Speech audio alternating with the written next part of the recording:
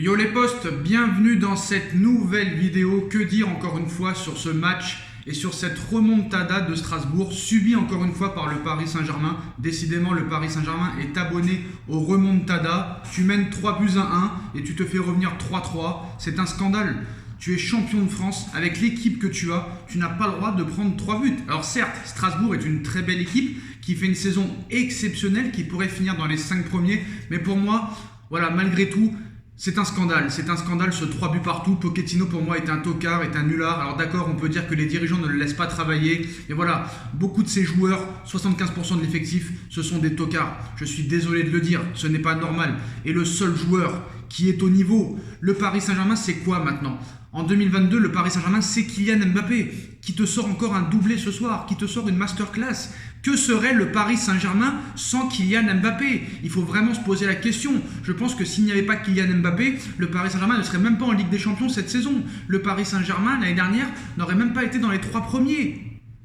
Et à un moment donné, il faut arrêter. Je pense que même si Mbappé n'avait pas été là cette saison, je ne sais même pas si on serait sorti des poules. Voilà, c'est mon intime conviction. Comment tu peux prendre 3 buts ? 3 buts pris, c'est trop. C'est totalement trop, ce n'est pas normal. Donc Mbappé doublé. Que dire de plus sur Kylian Mbappé ? Il est complètement extraordinaire, il est incroyable, il est sur une autre planète. Donc maintenant, on attend la décision finale. Quelle décision va-t-il prendre ? Va-t-il rester au Paris Saint-Germain ? Il va falloir des garanties incroyables. Mais là, le changement, il est énormissime.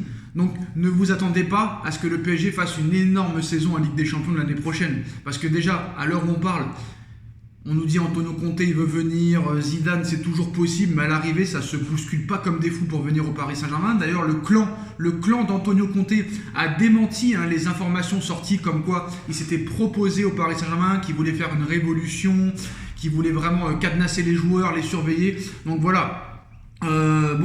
Neymar n'a pas été si mal ce soir, voilà. Il faut essayer aussi de voir le bon côté des choses.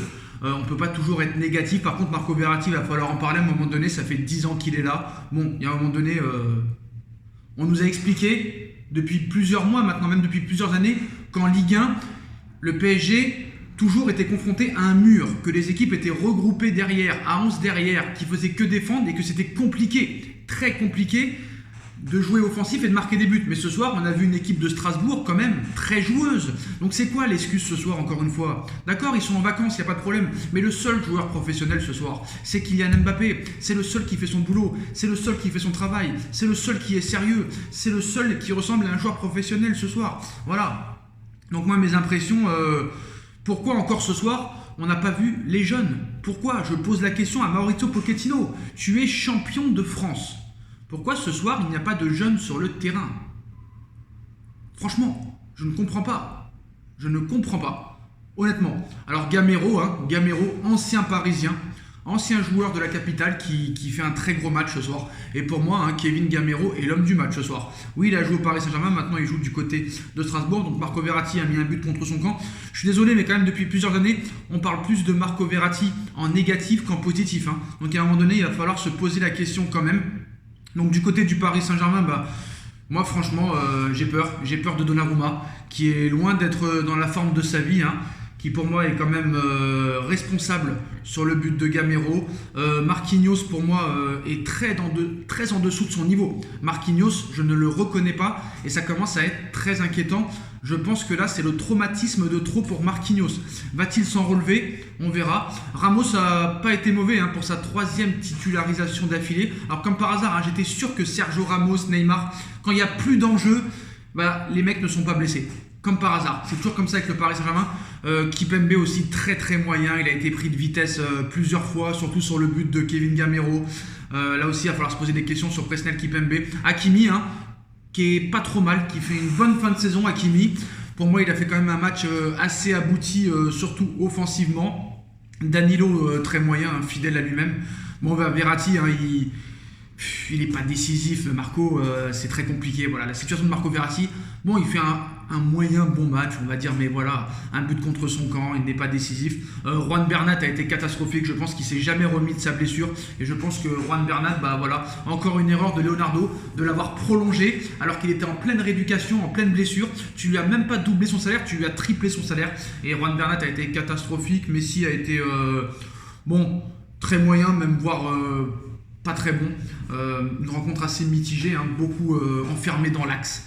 Vraiment, hein, il a pas été, il a énormément décroché, parfois trop loin des buts strasbourgeois.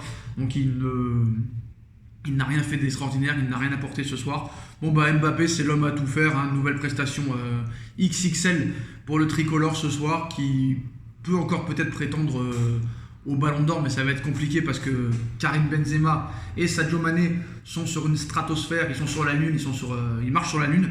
Neymar, il a été quand même en jambes, mais c'est quand même très loin de ce qu'on attend, très très très loin.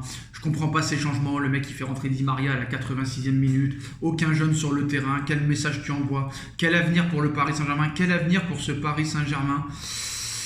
Franchement, j'essaye de me projeter, mais je n'y arrive pas. Pour moi, rien ne changera. Honnêtement, je pense qu'ils ne sont pas prêts à changer. Et s'ils ne sont pas prêts à changer, je pense qu'Mbappé ne restera pas. Honnêtement, pourquoi les jeunes n'ont pas joué ce soir? Je pose la question à Maurizio Pochettino. Alors, est-ce que les journalistes lui ont posé cette question? Oui. Pourquoi les jeunes ne jouent pas? Faire jouer les jeunes, c'est important de respecter les adversaires. Strasbourg joue l'Europe. On se doit d'être professionnel et d'aligner la meilleure équipe possible. Donc d'accord, je veux bien. Mais à un moment donné, 1, 2, voire 3 jeunes, ça ne va pas complètement te déstabiliser dans ton équipe. Donc là, il envoie un message très clair, les jeunes sont pourris, les jeunes sont mauvais. Alors il a dit on a gagné le championnat et c'est le plus important, on n'a pas bien joué les 15 premières minutes, mais ensuite on a bien joué, on aurait mérité les 3 points, 2 erreurs nous ont coûté l'égalisation. Bah oui, mais il faut qu'il sache Pochettino que les erreurs font partie du football. Et si tes joueurs, si tes défenseurs et si ton milieu n'est pas au niveau, à un moment donné, il va falloir aussi que tu te remettes en question. Mais le mec n'est pas prêt à se remettre en question.